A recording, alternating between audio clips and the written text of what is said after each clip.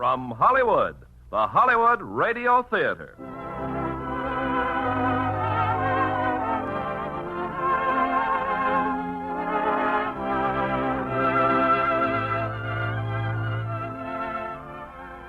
Starring Tyrone Power and Linda Christian in The Mississippi Gambler. Ladies and gentlemen, your producer, Mr. Irving Cummings. Greetings from Hollywood, ladies and gentlemen. One of the most colorful eras of American history took place along the mighty Mississippi. It was a period of gorgeously gowned ladies, escorted by impeccable gentlemen, whose code of manners was determined, whether dancing at fancy balls or gambling on the riverboats. Tonight we recreate this era for you in Universal International's highly dramatic love story, The Mississippi Gambler. And as our stars, we have chosen a perfect romantic team, Tyrone Power and Linda Christian, in their first appearance together on radio. Now, Act One of The Mississippi Gambler, starring Tyrone Power as Mark Fallon and Linda Christian as Angelique Duro.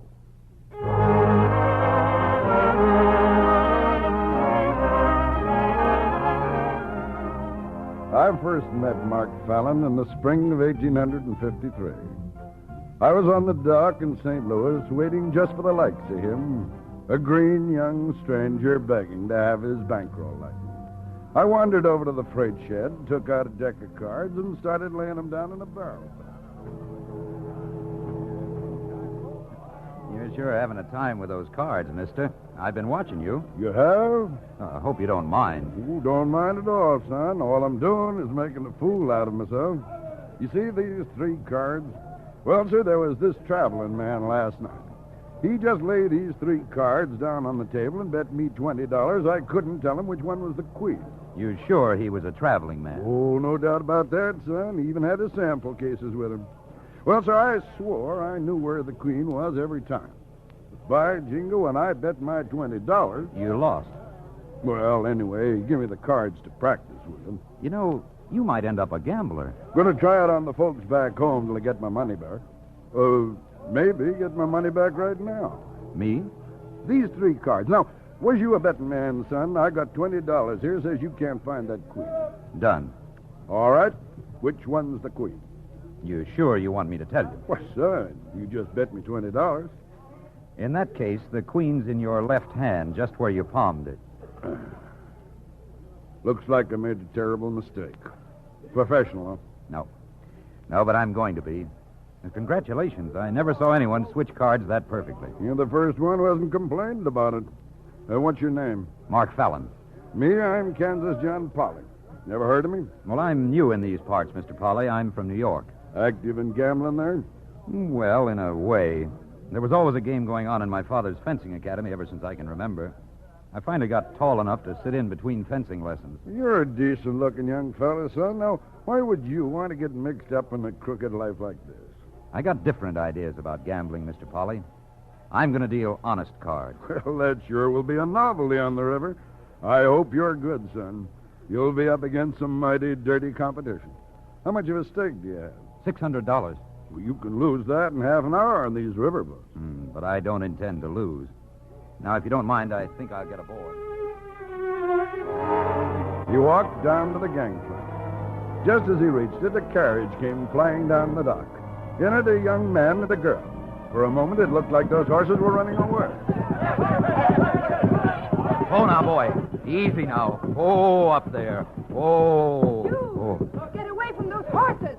Well, I was afraid you'd tip over, miss. High-strung horses need a firm hand. I've handled high-strung horses for quite a few years. And when the time comes that I need help, I'll... Oh, easy now. Easy. Oh, boy. Oh, there now. Thank you, sir. That whistle frightened them. Oh, whistles will do that to horses. To beautiful women, too, sometimes. You're an expert on both, I suppose. Well, I'm interested in both. Just a moment. My sister doesn't care to discuss your interests. So it seems. Better go aboard, Angelique. I'll find a boy to drive these horses back to Fletcher.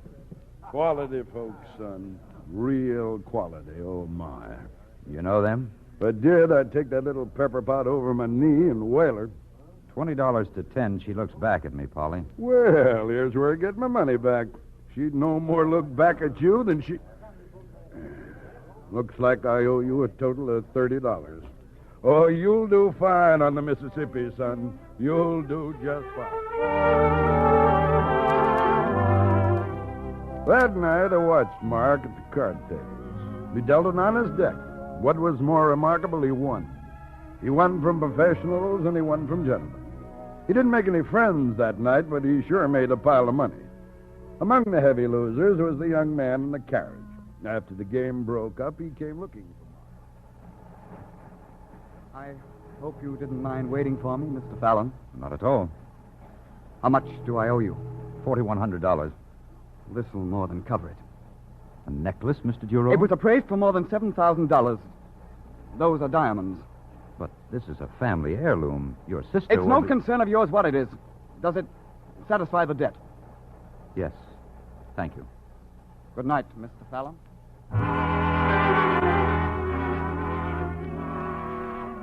We'd both been winners that night. And the next day, our immediate future looked mighty rosy. Over $3,000 in cash, Polly. And it's all honest money. Looks like we're doomed to stay at the best hotel in New Orleans. If we keep lucky. How long do you stop over there, Polly? 2 weeks, then I'm broke again. How's that? Faro. Can't help playing that game, even though I know it's crooked. Terrible having such a vice at my age. Are you a Faro player, son? I said, are you a... Oh. I'll be back in a moment, Polly. Miss Duro. Miss Duro. Well, what is it? What do you want? I believe your brother made a mistake last night. This necklace. This is yours, isn't it? Yes? I wanted to return it to you. How do you mean, a mistake? Well, I won from him at cards. He'd been drinking a bitter. I don't think he'd have chosen this. My brother doesn't take my property without my permission. I'm sure of that. It's very beautiful. You must value it highly. I've just one thing to say to you. I don't speak to strangers, nor do I accept charity from gamblers. Good afternoon. Good morning, my sweet sister. Laurent, how could you dare steal my necklace? Your necklace? You gave it to that gambler. He showed it to me. Oh. I'm sorry, Leah, but I had to. Why? Because I'm a fool. Sitting down with those card shops, they took all my cash and $4,000 besides. And you take the one thing I love more than anything I have. The necklace was Mother's, grandmother's. It will break Father's heart. How could you? I'm sorry. Oh, please, Leah. Please forgive me. Poor Laurent. Nothing is important enough to ever come between us. Least of all, a quarrel over a gambler. I'll make it up to you, Leah. I promise. Meanwhile, I'll think of something to tell Father. We'll tell him the truth. Yes. Yes, I suppose we'll have to. To Mark, there was no city in the world like New Orleans. He wanted to see every foot of it, especially the street they called Exchange Alley. I won't be long, Polly. An hour or two, I'll meet you here in the hotel. What's all this excitement about Exchange Alley? I've dreamed about seeing it ever since I was knee-high. My father told me all about the schools there, the finest outside of Paris. He called it the Street of the Fencing Masters. Playing with swords, huh? Well, just remember this. New Orleans is filled with the same breed of cat as that Duro fellow with the necklace. Uppity young Creoles. They want a duel every time you sneeze near them. My best behavior, Polly. No gambling, I promise. Be back here at 8 o'clock. Dinner at Antoine's, and I'll show you the town. Mark showed those young Creoles with their fancy French names that he was a match for any of them when it came to fencing. Among those he especially impressed was an elderly gentleman who kept staring at him. Forgive my lack of manners, young man, but before you leave, I was hoping I might have a word with you. Oh, yes, sir? First, may I say it's been many years since I've seen such an exhibition of skill. May I ask whom you studied under? My father, Charles Fallon. Fallon, of course. I knew your face reminded me of someone. Why, Charles Fallon once taught in Paris. Yes, sir. Years ago. I told my friends I remembered that low inside line attack you employ. Why, I was at your father's academy many times. He's well, I hope. He died 3 months ago in New York. Ah, I'm sorry. My apologies. Please take my card, Mr. Fallon. I'd enjoy having you call at my house. Emile Duro. Is Laurent Duro your son? Yes, you know him. I met him and your daughter on the boat. Splendid. They'll be quite delighted as I am. I don't think they would want me to call, sir. Why not? I'm a river gambler. Oh, ridiculous. No one with your skill at foils could have spent much time at a gaming table. How long have you been on the river? Less than a week. Shall we say tomorrow afternoon at 4? If you wish, sir. Thank you.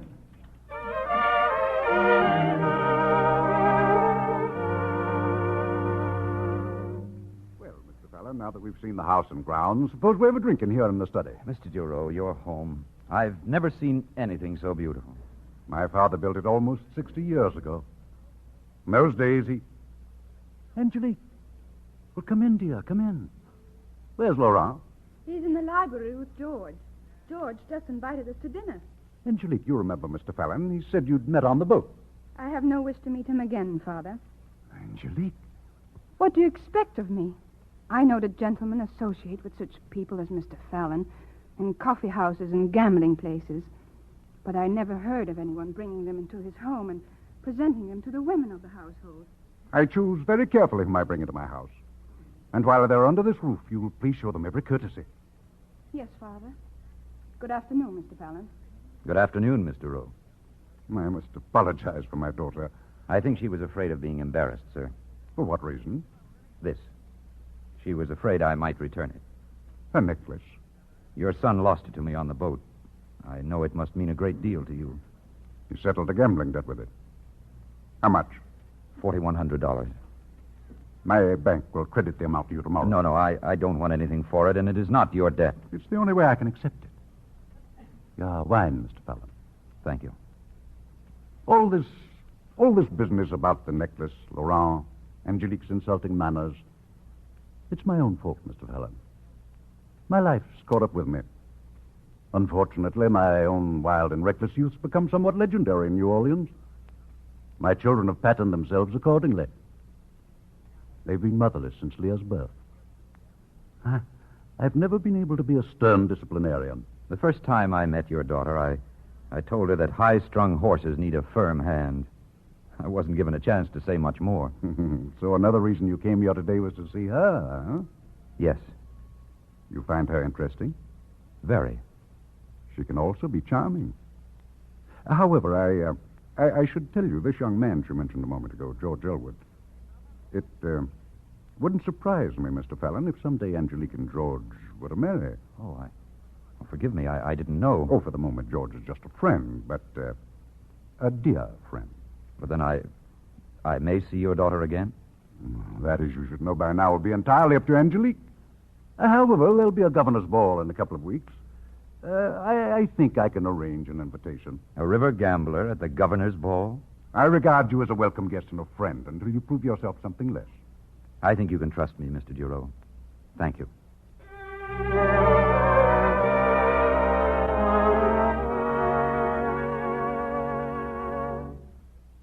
Father? Come in, dear. George just told me you're driving with us to the ball. I'm so glad you are. Am I so charming a chaperone? Or is it that you wish to keep George from proposing again? Both, my wise darling. He wants to announce our engagement. It's all he talks about since he became president of the bank. He's going to settle down. He promises to work hard. He loves me, and on and on. It doesn't interest you? It isn't that, dear. I just keep telling him we're too young to take such a serious step. His father always hoped you two'd marry. And my father, what does he hope? That your choice will be a wise one when you're no longer too young. Leah, are you interested in Mark Fallon? Mark Fallon? How could you even think such a thing? His name seems to arouse more emotion than most. So there's a thorn when I step on it. You call him Mark. I've dined with him several times these last 2 weeks. He's becoming very popular. I don't want to hear about him. Why did you even mention him? Because I want you to wear something for me tonight. Your mother always wore it to the governor's ball. Here. Father. You will wear it? Yes. Oh, but I'm so ashamed. I couldn't tell you about the necklace. I knew how much it would hurt you. Lauren and I, we don't deserve you, the things we do. I don't know why. It just seems to be in our blood like a fever. Yes, in our blood, Leah. But you and Laurent pale little pomegranates compared to what I was once. Now, dear, brush those tears away and make yourself ready.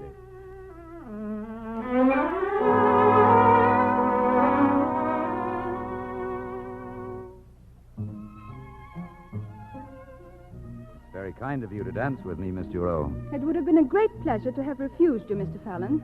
Then why didn't you? My necklace. It becomes you. So my father thinks. And so I'm dancing with you. But I'm amazed you could bring yourself to give it to my father. Weren't you able to sell it?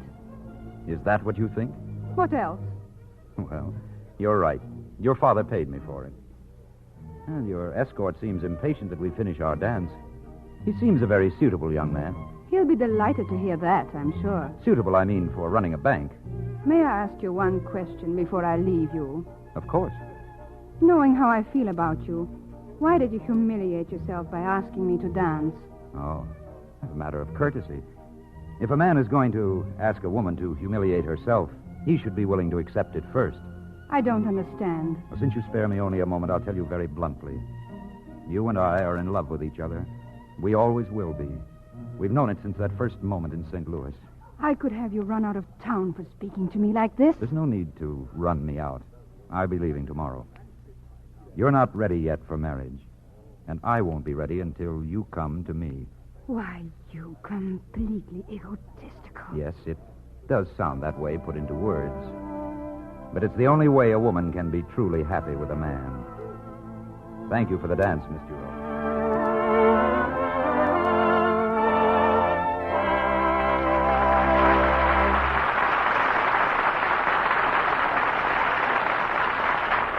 Act two of the Mississippi Gambler in a moment.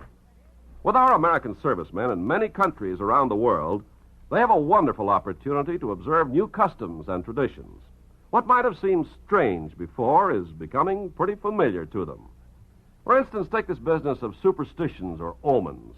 In Holland and Germany, if you meet a left-handed person on a Tuesday morning, that's a bad omen. In Sweden, if you turn around when starting out on a business trip, it's liable to turn out badly. German girls place their shoes at right angles by the side of their beds to bring a visit from their sweethearts. And in Japan and the Far East, there's a superstition to cover practically every event of the day. Well, all these things might sound strange, but as our servicemen have observed, we have plenty of superstitions, too. Let's just count some of the things that are lucky or unlucky. Finding a horseshoe? Lucky. Four-leaf clover? Lucky. A black cat crossing your path? Unlucky. Walking under a ladder? Unlucky. Breaking a mirror? 7 years bad luck. Spilling salt? Unlucky, unless you throw some over your left shoulder. Knocking on wood? Lucky. A rabbit's foot? Lucky. Well, those are just a few of them. Lots of people carry a lucky coin or a charm of some sort. All of us have a lucky number, and whenever we have something good happen to us, we know it's our lucky day. People the world over are great believers in this business of luck. That's all the superstitions are based on. They're either meant to bring on good luck or keep bad luck away. According to the customs and traditions of your own people, you do certain things to try to influence that luck. Now, the way of doing things may vary between different people, but the ideals are the same. These customs are important to the people who follow them, and our servicemen are helping to maintain goodwill by observing the customs of other people in other lands. Now, our producer, Mr. Cummings. Act two of The Mississippi Gambler, starring Tyrone Power as Mark and Linda Christian as Angelique, with Gavin Gordon as Monsieur Dureau.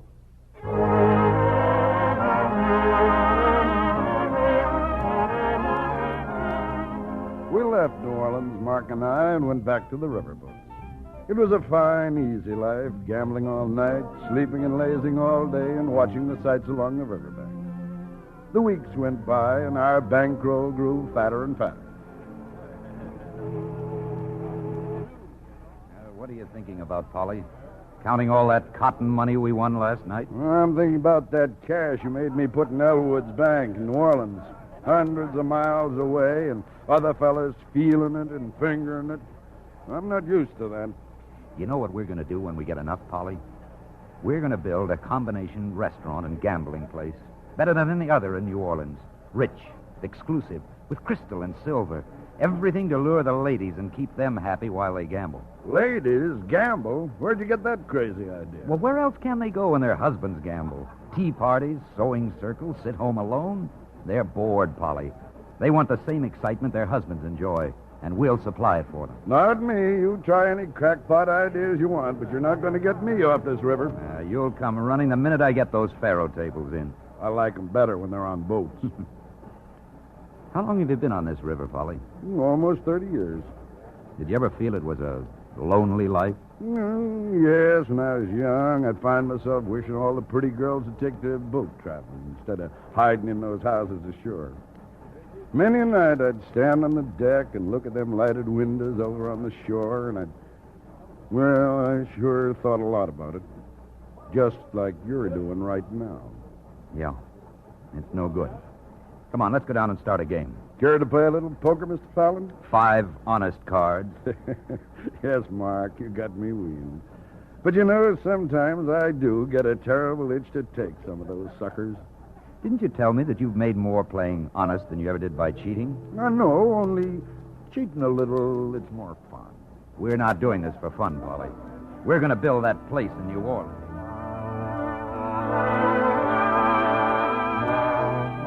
Early in the game, a young man asked to sit in. I couldn't figure him out. Money in every pocket, but any fool could see he was neither a rich southern planter nor a man used to much money. Mark wanted him to quit, but he'd have none of it. He was cleaned out before midnight.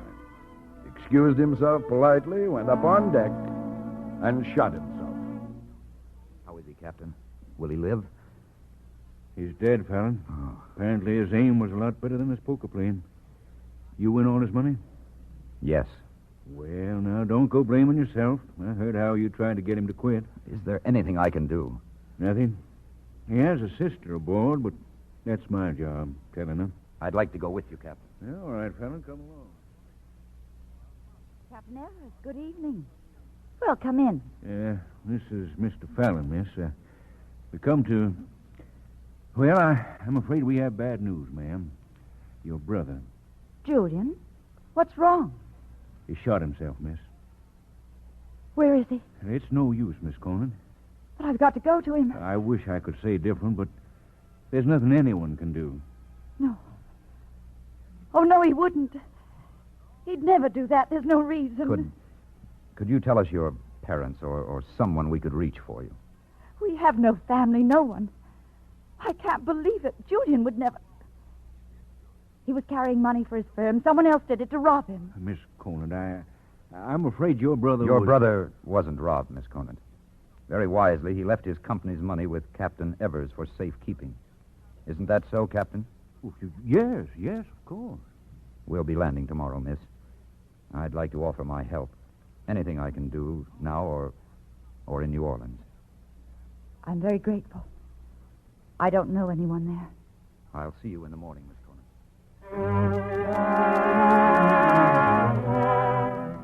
And Conant never knew that Mark returned her brother's losses. But getting the money back to his firm in Ohio involved a visit to the bank in New Orleans, George Elwood's bank. George Elwood, who was in love with Angelique Duro. When Mark brought Anne Conant to the bank, Elwood had a visitor, Angelique's brother, Laurent. Sit down, Laurent. I'll be with you in a moment. Who's the girl with Fallon, George? Miss Conant, Anne Conant. She's beautiful. Yes, she is. Well, present me to her. Well, this isn't a very good time, Laurent. She just lost her brother. Oh, I'm sorry to hear that. But the fact remains, I've never seen anyone so beautiful. Please, George, I've got to meet her. All right, Laurent. But you'll have to wait. She's got to sign some papers first. You've been very kind, Mr. Elwood. Thank you for your help. Well, that's quite all right, Miss Conant. And now, may I present my friend, Laurent Duro. How do you do? Miss Conant. Good morning, Mr. Fallon. Mr. Duro, you'll forgive Miss Conant. She should get back to the hotel. I understand, of course. my deepest sympathy. If there is anything I can do, please let me help. Mr. Elwood knows where I may be reached. Thank you. My regards to your father, Mr. Giroux, and to Angelique. Thank you. They'll be delighted, I'm sure, to learn you're back in New Orleans.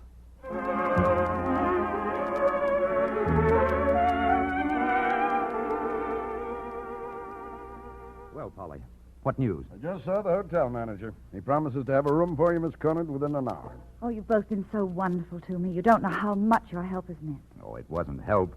We just like you. And Polly and I are taking the boat north in a couple of days, and, well, if you'd care to go back home at the same time... Well, I haven't any reason to go back to Springfield now. We only live there because of Julian's work. I'd rather live here. It's a beautiful city. Yes, I think you'd be happy here. There are a lot of attractive people you'd enjoy knowing. Then I'll stay. Good. We'll start looking for a place tomorrow. Will you be gone long? We'll be back at your doorstep in 2 weeks. You're a very beautiful girl, Anne. And from the first moment you're seen in public, you'll be so busy you won't be able to keep track of us. Oh, no, that will never happen. Come in. For Miss Conant, sir. Oh, just bring them here, please. Yes, sir.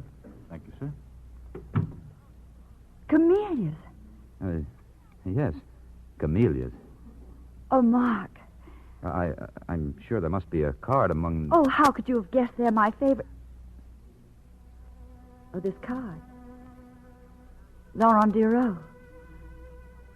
Oh, yes, the man at the bank. You've been seen in public already.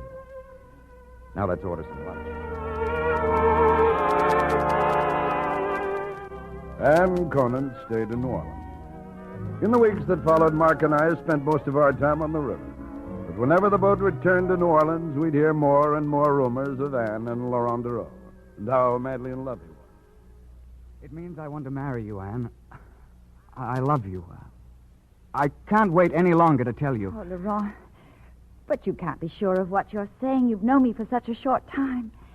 It isn't fair. You've become my whole life since the moment I saw you. I've never been in love before. I never knew anything could be so perfect. And yet, such torture.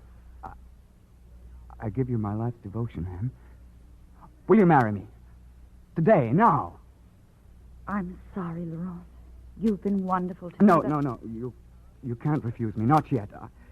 I didn't have any right to ask you so soon. I'll wait for your answer till you've known me longer. Oh, Laurent. It's better that I tell you now. Please don't go on hoping. I can never be in love with you. Because you're in love with someone else? Yes, I am. Mark Fallon? Yes. How can you waste your love on a man like that? How can you throw it in the gutter to someone who doesn't even deserve to look at you? Please. Cheating you, too. He's cheating everyone. Has he told you that he's in love with my sister?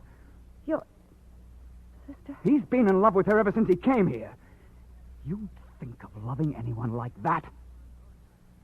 Just go, Laurent. Please. Please go. That same night, Mark and I were back in New Orleans. We stopped off for a drink at the Rochambeau. At the bar was Laurent Diro. I've been thinking of you, Fallon. You couldn't have come back at a better time. Do you mind if I ask you a question? Something troubling you, Giroux? Yes. How many women do you want? You're not satisfied trying to get my sister, huh? Laurent, please. Come on, let's get on. You keep out of this, Andre. You're lying to Anne about me, trying to break us up. You want her for yourself in the flat you so thoughtfully got for You're her. a drunk, Giroux. Go home with your friend and sober up till you can talk sense. Well, maybe that makes sense to you. I'll meet you at the Dueling Oaks, if you can leave your women long enough. Whenever you like. Our seconds will settle that. All right, Andre, I'm ready to go home.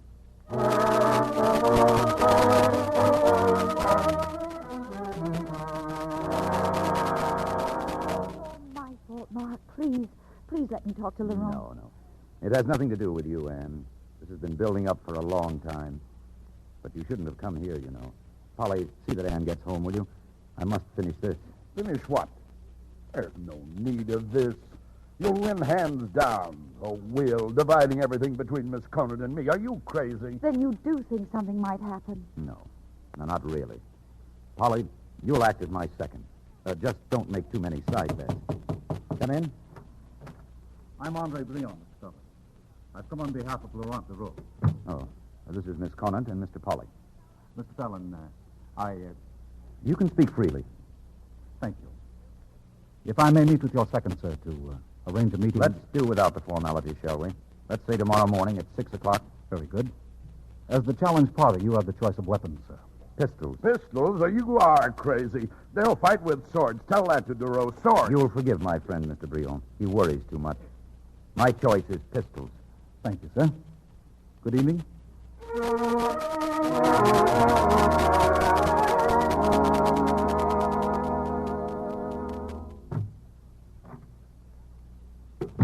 Polly, you get Ann home all right? Now, come here. I want you to sign some... Angelique. I had to see you. You're going to kill Laurent. Perhaps he'll kill me. Did you come to ask me not to? No. Are you as skilled with a pistol as you are with a sword? Hardly. Perhaps you came to see me once more because I might not be alive tomorrow. I came only because I thought some member of the family should thank you for not taking advantage of him. You do me too much credit, Angelique. I take advantage only of women. Surely you could spare me that kiss for being so noble.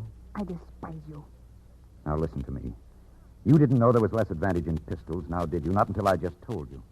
You came to see me, and I thank you most humbly. But when are you going to admit to yourself that you use your brother as a shield? That your devotion to him is because you're afraid of life and men? Because your mother died giving you birth? You have a driving hunger to live. But until you're willing to be honest with yourself... I hope he kills you. I hope he kills you. They faced each other the following morning at 6 o'clock. Mark and Laurent Duro. This was the way of gentlemen. I will count to 3, messieurs. On the word 3, you will turn and fire. Are you ready? 1, 2... Mr. Duro! Duro had fired on the count of 2. Fired and missed. I regard your conduct as disgraceful as it was deliberate. You may fire, Mr. Fallon.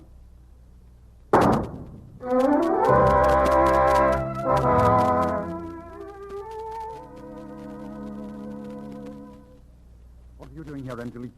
It's your brother I want to see. Laurent told me what happened. I have a right to hear. Yes, Father? Is there anything you want to tell me? I'm sure you know all about it by now. How I fired on the count of 2 and how that worthy gentleman preferred to fire into the air rather than... That's enough. You leave this house at your earliest convenience. Goodbye, Father. No. No, you can't ask such a thing. I have nothing more to say. You do that to him when he needs you the most. You can't. Father, if Laurent leaves, I leave with him. This house, it'll be lonely without you, Leah.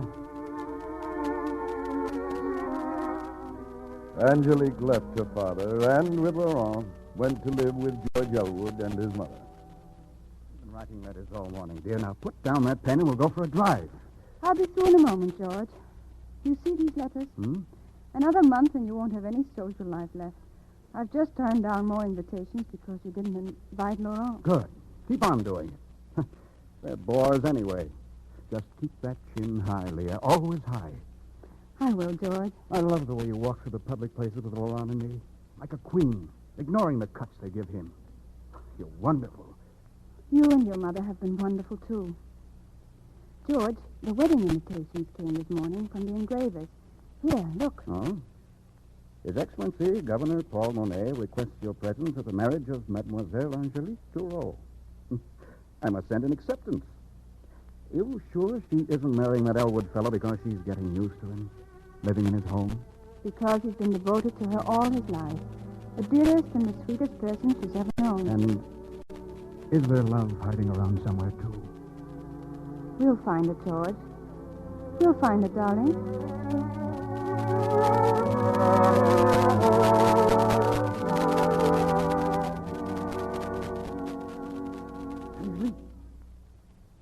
Anjali, you've come home.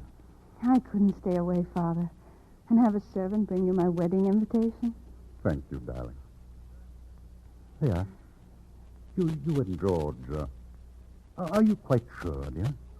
George and I grew up from childhood expecting to be married.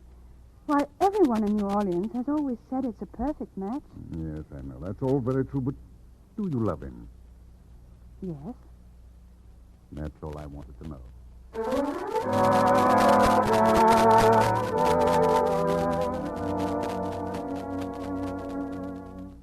Please sit down, Mr. Bureau. Yes, I received a wedding invitation this morning. Mark, you and I, we can talk bluntly. You love her, don't you? Yes. Yes, I love her. Then put a stop to this. Go and get her. Do you really believe that she knows herself well enough yet to find happiness in marriage to anyone? It was just a hope. You'll come to the wedding? No. I'll go back on the river where I belong. If there's any message you'd like me to give Angelique. Don't think me rude, Mr. Bureau. But if I had any message, I'd deliver it in person.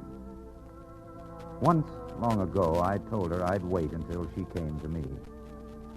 I'll continue to wait.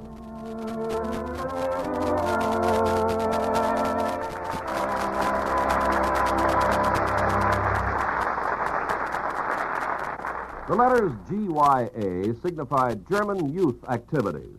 And wherever such an organization exists in Germany, you know that there the way of democracy is being taught and encouraged. Our occupation forces are helping out through GYA, developing healthy interest through group handicrafts and hobby projects. A girl by the name of Helga is one example. She was pretty confused when she joined a GYA group. Her father had been very much anti-American, and she reflected his ideas. Luckily, she won a trip to Switzerland in a handicraft contest.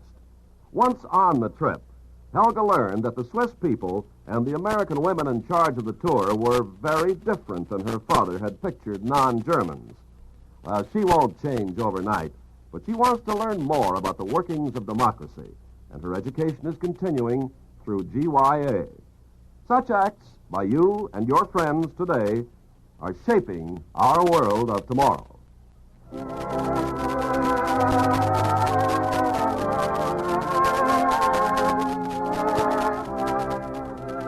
We pause now for station identification.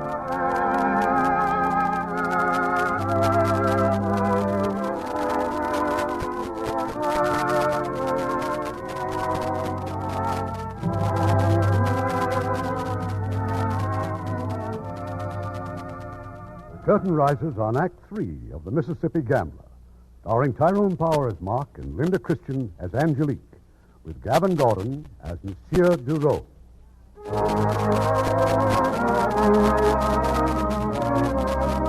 Angelique and George Elwood were married. We stayed on the river for almost a year, Mark and I, but on one of our visits back to New Orleans, Mark's dreams started to come to life. It was going to be the finest dining place and gambling salon in town. Well, I am your architect, Mr. Fallon. I think I can do whatever you want. Good. Now, I'll be on the river most of the time. You'll continue to get your instructions from Miss Conant here. She knows exactly what my wishes are. But, Mark, how can I couldn't have gone this far without you. Please. I wish I had half your confidence. And you'll also have charge of decorations and furnishings. I trust that pleases you, Mr. Kennerly? It'll be a real pleasure, Miss Conant. I'll have a complete staff at your service. As for you, Polly, you still won't help me run it, huh? Not me. I'm investing in it, but you won't catch me wearing those droop flap-tail coats like a cow whacking flies. I'll leave these revised plans with you, Mr. Fallon. Just sign them at your convenience. Yes. This will do. We'll widen the archway. That'll give a clear view of the gaming tables from the dining room. And we can... Mark. Well, don't you agree, Anne? You see, by widening the archway, we're... Mark. Hmm? I wish you were going to be here while the work's going on. So do I. But we're getting in pretty deep, Anne, and I haven't made enough yet to bank the tables against any big losses. May I ask one more question? Of course. Have you seen her? Angelique? No. No, I see her husband at the bank, of course, but we succeed very well in talking only about business. I shouldn't have asked. You've heard about her brother, but he left town. It's the best thing he could have done. One of these days he's going to meet up with you, Mark. Please be careful. Now, stop worrying. If you really want to help me, you'll invent a name for this place of ours. I already have. La Louisiane. La Louisiane. Perfect. We've got our name, Polly. La Louisiane.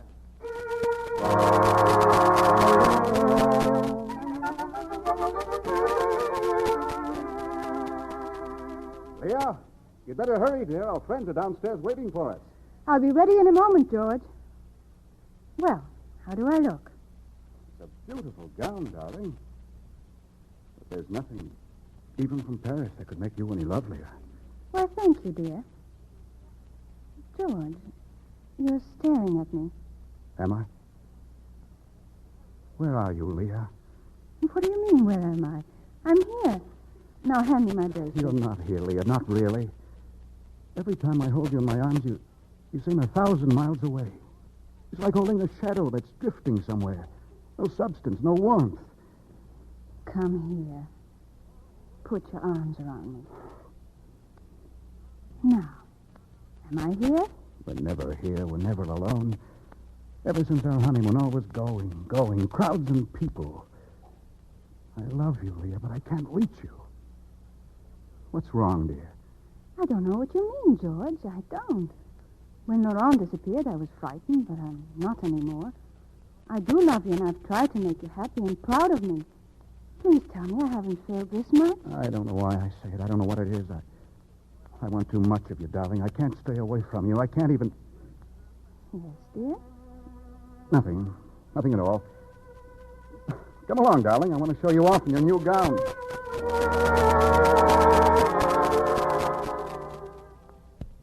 I suppose that sooner or later it was bound to happen.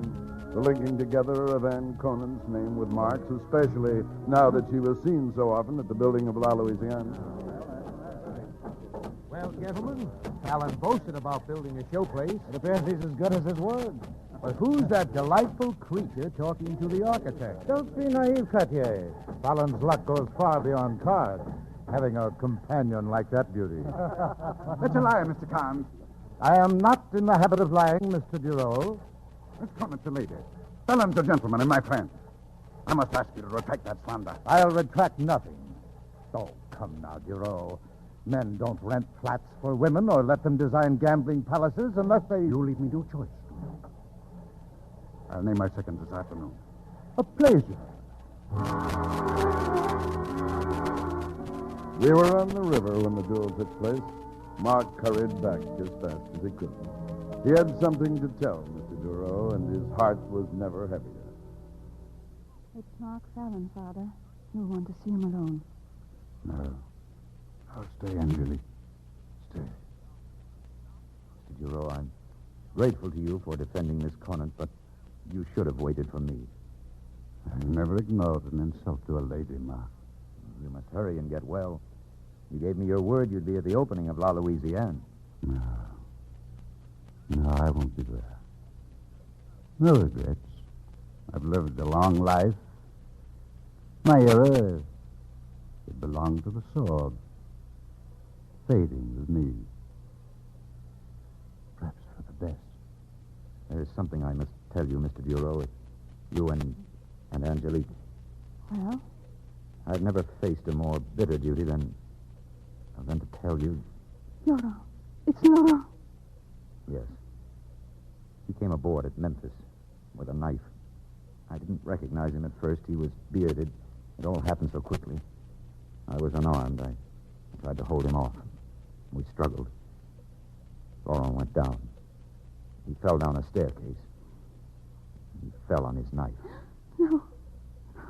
Thank you for telling me, Mark. I couldn't hold you responsible in any way. Now I want to ask one promise. Anything. Protect Angelique. Always. I give you my word.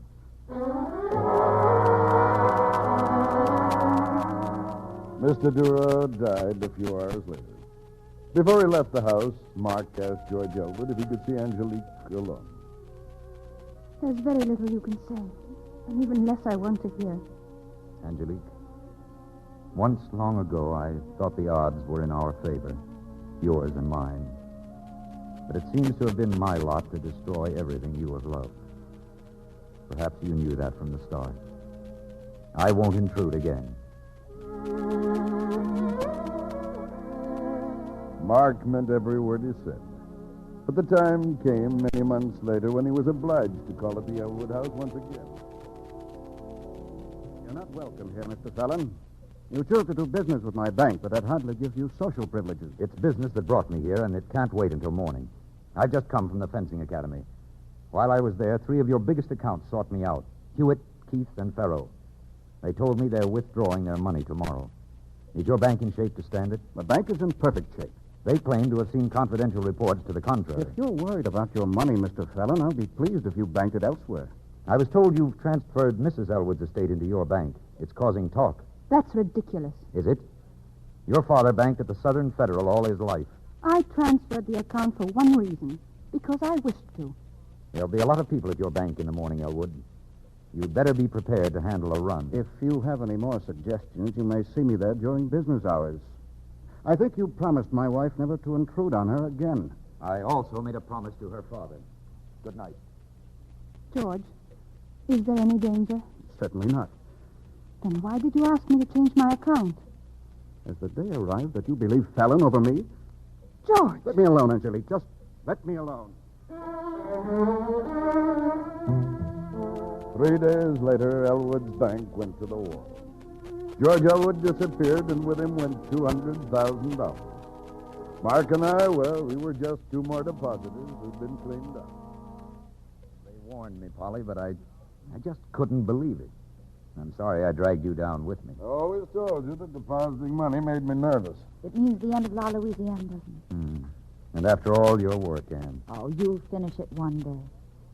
we can start right now. You got a new deck of cards, Polly? You mean that? Why, I got a dozen new decks. And the boat for St. Louis leaves tonight at 9. Been keeping track of the sailings, huh? I've been missing those paddle wheels. So have I. Well, I better get those reservations. See you later, Ann. And I hate leaving you here alone after you're being so much a part of all our plans. I'll always be grateful to you, Mark. But I haven't any claim on your life. I know that now. Even if this beautiful place had been finished, it never would have held you, so... If I can just see you and Polly once in a while and know that everything is well with you, Oh, Anne, you're wonderful. Thank you.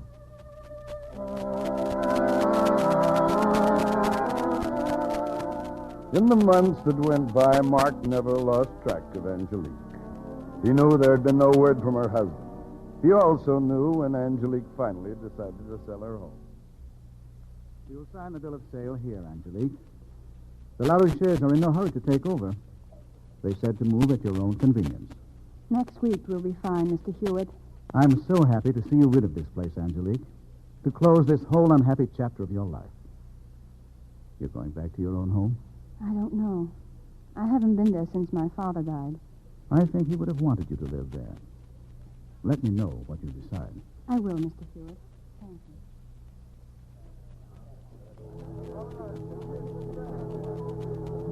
You aiming to stay over this trip, Mr. Fallon?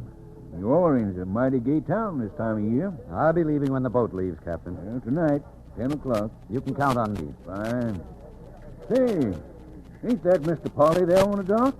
Yes, he missed this trip. He had some business to attend to for me. See you tonight, Captain. Well, I've got good news for you, Mark. Better still, you can read about it for yourself. It's right here in the newspaper. Angelique, is everything all right, Polly? Yes, and this time I think you'll want to stop over. The court's handed down the decision. She's free. You know, you promised her father you'd always look out for her. Go to her, Mark. Try to see her. Oh, It wouldn't work out, Polly. It's better this way. Going back to her old home. She'll be there by now. No, I just told the captain I'll be leaving again on tonight's boat. I guess you know your own mind, Mark. After all, I never saw a man win all his bets. Now let's get into town. I've got some winnings to split with you. I left Mark at the hotel, and I drove out alone to the old Duro mansion. I wanted to talk to Angelique, but I couldn't bring myself to go in. The house was dark, deserted. But I knew she was there. Her carriage was standing in front, and I saw a candle and the light moving from room to room, and I wondered how she could stand the loneliness and the memory.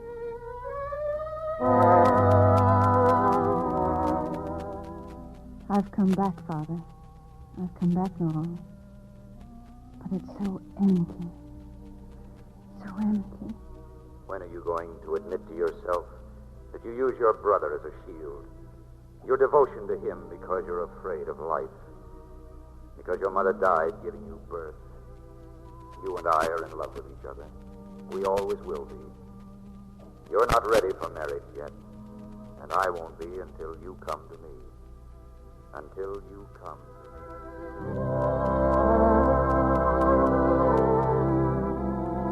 A moment later, I saw her rush from the house and her carriage with those high-strung horses dashing down the drive. Get her, go, that Lord! Stand by the gangplank. Better hold her, Captain. Looks like you've got another passenger. There's a carriage coming down the wharf. Well, I'll be gone. Wait.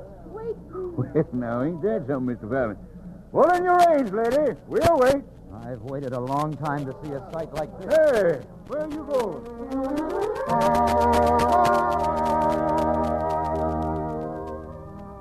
Angelique. I've come to you, Mark. Take me with you. Wherever you go. Wherever you go.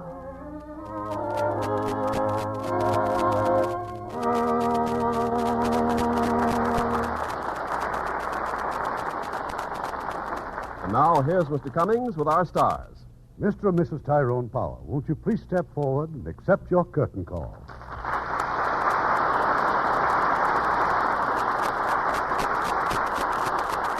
Now, won't you tell us about next week's play? Next week, we will bring you one of the fine, sensitive dramas of a famous playwright, Tennessee Williams, The Glass Menagerie, winner of the New York Dramatic Critics Circle Award. It was made into a beautiful motion picture by Warner Brothers. In her original role will be that brilliant actress, Jane Wyman, co-starring with those two outstanding artists, Fay Bainter and Frank Lovejoy. That will certainly be worth listening to. Good night. Good night. Good night, and hurry back.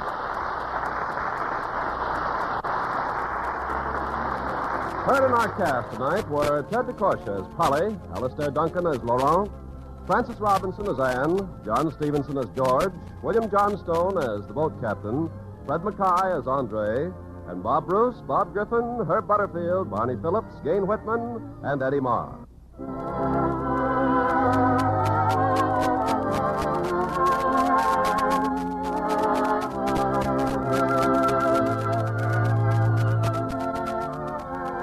The Hollywood Radio Theater is produced by Mr. Irving Cummings. Our orchestra is under the direction of Rudy Schrager. This is Ken Carpenter inviting you to join us next week at this same time for another presentation of the Hollywood Radio Theater. Hollywood Radio Theater is a presentation of the United States Armed Forces Radio and Television Service.